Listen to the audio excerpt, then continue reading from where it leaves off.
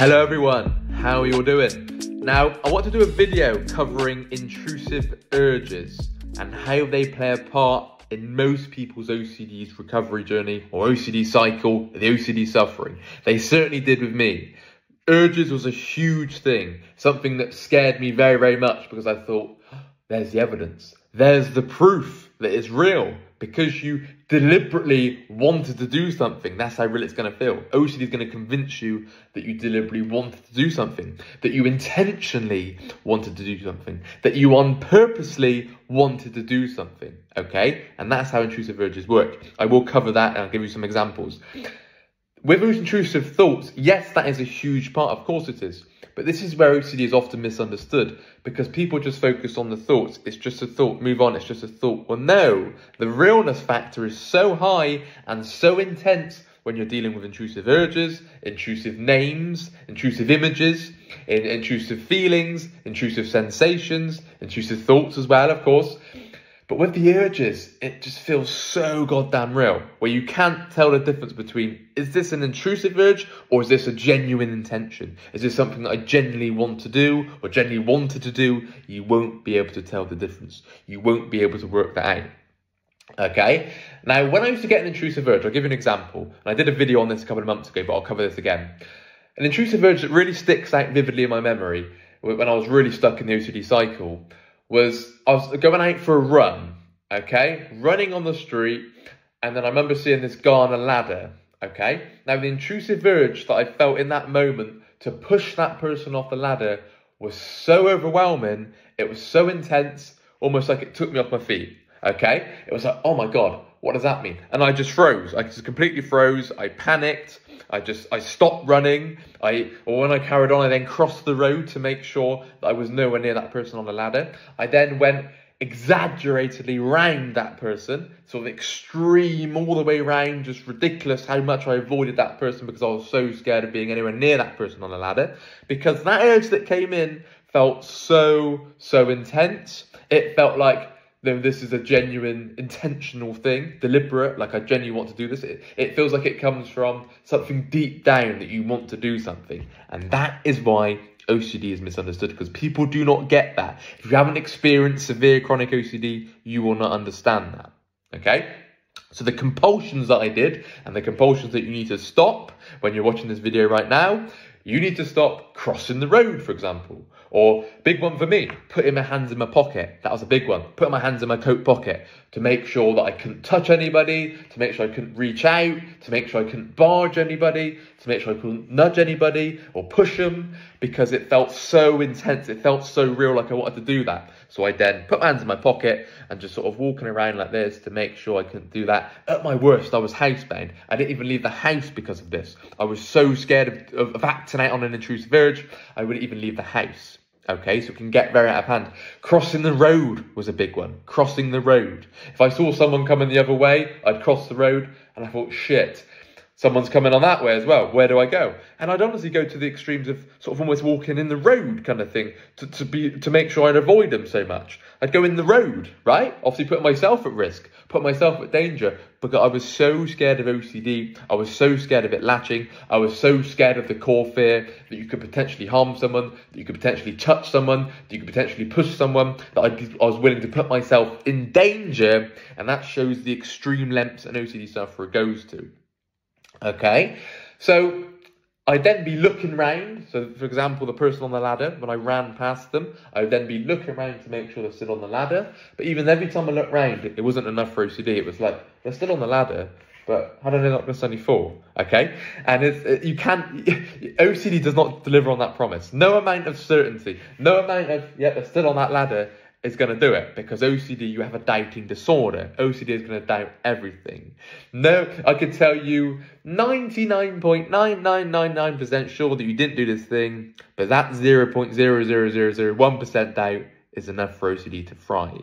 Okay, so you need to stop trying to work out, stop trying to figure out, stop trying to get an answer, stop trying to make sure that you didn't do that, because OCD will run rings around you. It will lead you to the path to nowhere, I'm afraid. Because as soon as you feel like, oh, I'm just working it out, I'm getting there, I'm working it out internally, I'm reviewing, I've replayed it a million times, I've ruminated about it a million times, I finally get an answer, and OCD switches up and goes, nope, you did this.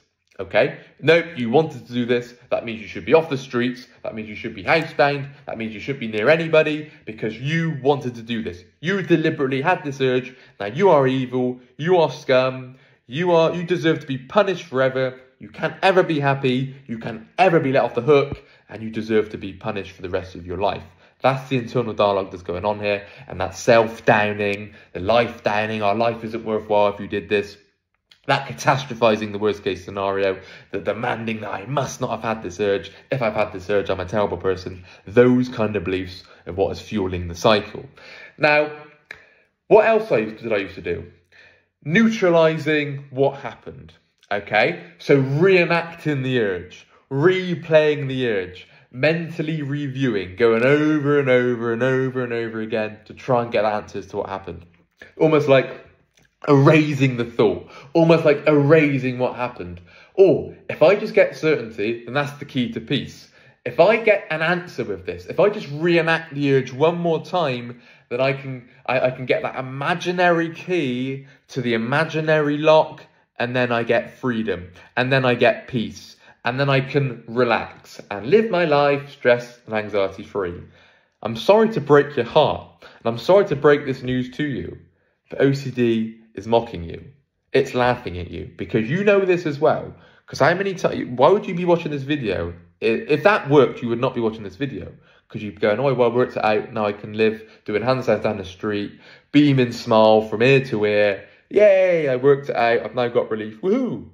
The problem with that, OCD just switches up within seconds. Switches up and go, nope, you did this. Doesn't matter. Doesn't matter if you work it out. You did this. You deserve to be punished for the rest of your life.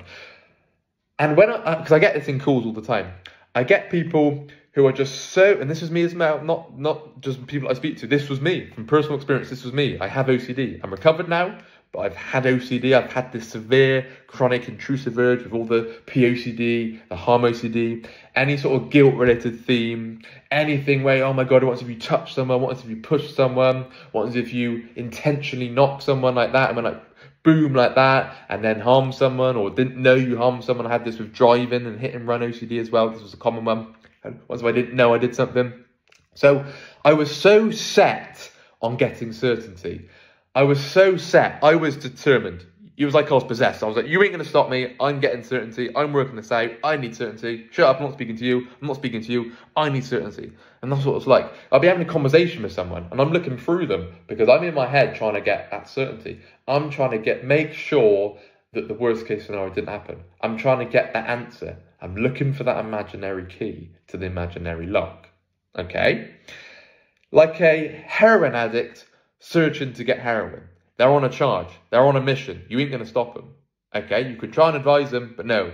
They need that. They need that drug. They need that high. And I was the same with certainty. I needed to make sure 100 million % that I did not push that person off a ladder, that I did not touch someone, that I did not shout something. That was another big one. Once if I was going to shout something, especially around sort of racism fears. What if I was racist?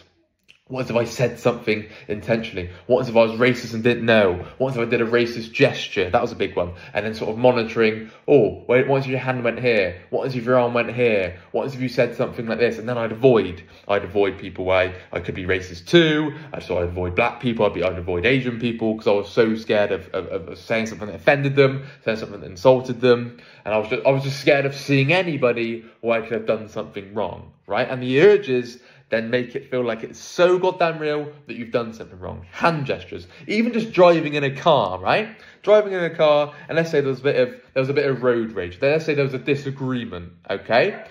And all of a sudden, it would say, yeah, but Sam, you did this gesture to someone. Yeah, but what if you did it to not them, you did it to someone else, and it turns out it was a racist gesture, it turns out it was a horrible gesture, it turns out it was such an offensive gesture, they now report you to the police. Oh my God, what if a child was behind that person over there, and you did a rude gesture to a child? oh my God, that means you go into jail. Oh my God, that's caught on CCTV footage. And that's how it would go, because I was so scared. Even if I hadn't even done the bloody gesture, it would be like, no, you've done the gesture. You even thought about doing a hand gesture to somebody because they cut you up on the road. That means that you are undeserving. That means you're horrible. That means you're nasty. That means that you deserve to be punished for the rest of your life. Because OCD is then going to convince you that your hand was placed here, that your hand was positioned here, that your arm was positioned over there, that you deliberately stopped the car and did this, and got out the car and did this thing, right? And that's how real it's going to feel. And this is where OCD is so misunderstood. People do not get that. People just think it's just a thought, move on, it's just a thought. Thoughts are thoughts, do your exposure, move on. But when that happens, the intensity of the urges, when that happens, you can't tell the difference between whether it's real or not. Okay, this is something that I suffered with intensely, and this then added an extra layer to the guilt, because it wasn't just intrusive thoughts. It was like, well, no, Sam, this is you deep down genuinely wanting to do this. This is deep down from the soul that you are a nasty person and that you wanted to do this, right? And that's what OCD is doing, because it's trying to find that evidence, it's trying to find that proof as to why you're going to act out on an urge. Okay, if you are interested in getting in touch for one-to-one call, if you are suffering quite badly with intrusive urges and it just feels so real, and you're suffering with chronic guilt and chronic anxiety, please get in touch. Please email phil@ocdrecovery.com. If when I stop talking, when I shut up, a WhatsApp number will come up, and you can type in that WhatsApp number, message Phil, and he will book you in with either me or one of the coaches here, and we'll get you started one-to-ones as soon as we can, to get you on your recovery journey. Look at the fears at play, look at the beliefs at play, look at the demands, how you're catastrophizing it, your black and white all or nothing thinking, how you're avoiding, all the compulsions that you're doing, all the procrastination and so on. Okay? Very important points to cover. You do not hear this covered very often. Okay? But intrusive urges is a huge part of the OCD cycle. There is hope. You don't have to be stuck with intrusive urges for the rest of your life. If I have an intrusive urge now, there is no intrusiveness. It is just, it doesn't even come in because I'm not scared of it, right? I used to be terrified of intrusive urges, and I was hyper aware of urges. They used to come in all the time, hence why I was bloody housebound, right? But now, could not care less. They do not bother me. I've broken down the beliefs. I've got unconditional acceptance of myself. I'm not catastrophizing the worst case scenario. So what happens? The intrusiveness comes down, and the urges go down less and less and less until they don't even come in, and there is no latching power. OCD has no latching grip. It's not like, have this urge, then I'm thrown off. It just does not happen because of the beliefs and the internal framework at play. Hope you found this video enjoyable. If you have, please leave a like. If you find it relatable, please leave a like and also a comment, and I'll speak again. Bye-bye.